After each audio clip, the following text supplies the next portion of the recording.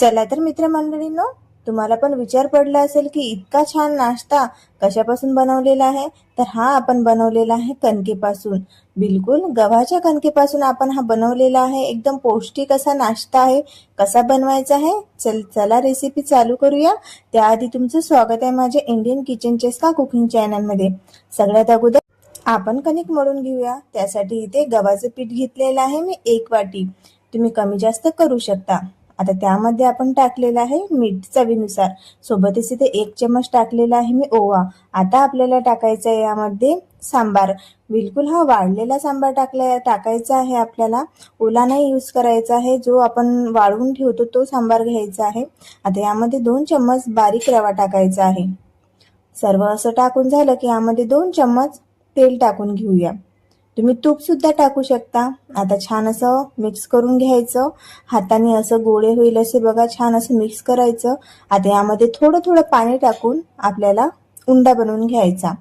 तर बघा आता उंडा कसा लावायचा, तर आपल्याला एकदम घट्ट असा उंडा लावायचा आहे. जसा आपण चपात्या बनवतो तसा नाही लावायचा आहे.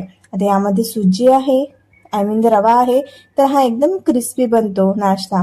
आता सोबतच इथे आपण घेतलेले आहे व्हेजिटेबल्स. तर यामध्ये पनीर, हिरवी मिरची आणि आलं, कांदा, कांद्याची पात, सांबार हे सर्व घेऊन ना आपल्याला छान बारीक बारीक कट करून घ्यायचं आहे. पनीर सुद्धा इथे कट केलेलं आहे, तुम्ही ग्रेट करू शकता.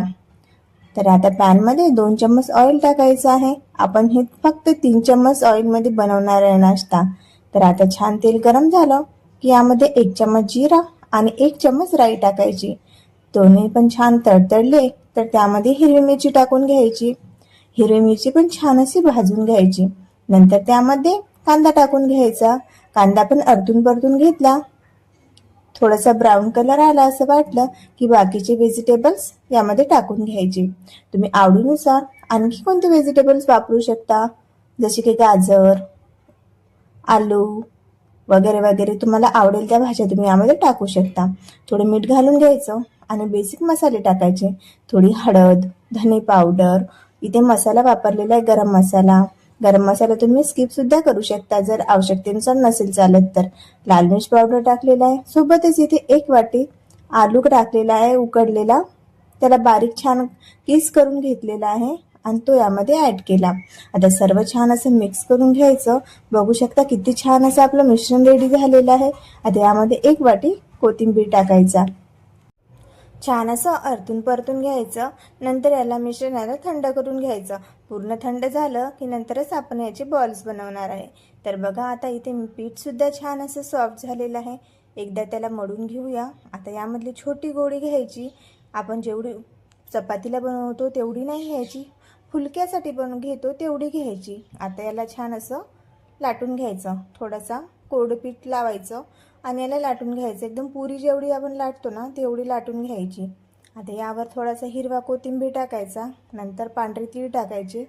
तुम्ही काळेवाले तीळसुद्धा वापरू शकता. थोडंसं बेलण्याने लाटून घ्यायचं म्हणजे ते चांगले छान असे दबतात. आता यामध्ये जे आपण मिश्रण बनवलं ते मिश्रण टाकून घ्यायचं. जेवढं बसते तेवढं टाकून घ्यायचं.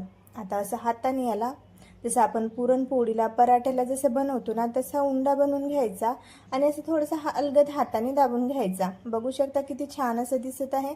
सर्व आपल्याला अशीच रेडी करून घ्यायची. तर बघा इथे माझे 6 रेडी झालेले आहे. सोबतच इकडे तावा गरम करायला ठेवला. तावा छान असा गरम झाला ना नंतर यावर थोडं पाण्याची शिडके टाकायचे. नंतर असे हाताने अलगद दाबून यामध्ये 2 ते 3 असे बसवून द्यायचे. थोडंसं 5 मिनिट याला आतून शेकू द्यायचं. नंतर मग याला आचेवर असे उलट तावा करून भाजून घ्यायचं. 2 ते 3 एकदम ठेवून नाही द्यायचं. थोडंसं अलगद पाहायचं उचलून भाजलं का, नंतर परत भाजायचं. असं करत करत छान असे भाजून घ्यायचे. साईडचे राहिलेले कोपरे ते सुद्धा असे आपल्याला उलटा तावा करून भाजून घ्यायचे. बघू शकता एवढे छान दिसत आहे ना. तर आता आपले हे बिलकुल रेडी झालेले आहे. बघा खूप छान असे नाश्ता हा बिलकुल रेडी होतो. आता आपल्याला बाकीचे जे राहिलेले आहे ते सुद्धा आपल्याला ह्याच प्रकारे भाजून घ्यायचे.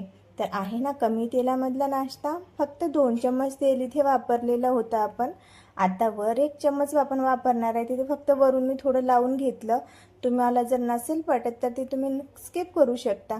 तर बघा एवढा छान असा नाश्ता जास्तीत जास्त 10 मिनिटामध्ये बनवून रेडी झालेला आहे. तुम्हाला कसा वाटला तर नक्की सांगा. आवडला असेल तर व्हिडिओला लाईक, शेअर आणि चॅनलला सबस्क्राईब नक्की करा.